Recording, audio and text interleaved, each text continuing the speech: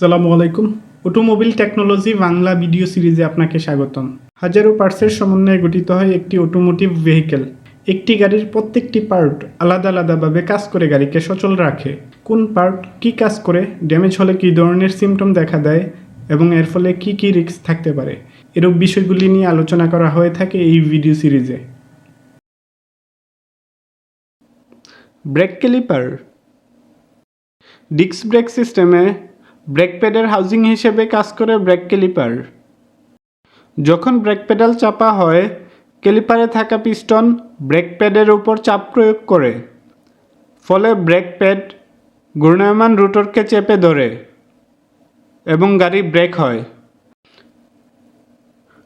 Break caliper খারাপ হলে ঠিকভাবে গাড়ি ব্রেক ধরবে না, ব্রেক প্যাডাল চাপলে অ্যাবনর্মাল শব্দ আসবে, ব্রেক ফ্লুইড লিক করবে, গাড়ি ব্রেক করলে একদিকে টানবে,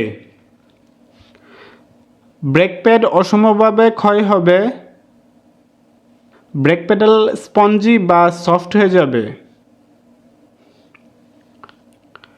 গাড়ির ব্রেক ক্যালিপার খারাপ হলে তা প্রয়োজনীয় রিপেয়ার বা পরিবর্তন করে নিতে হবে।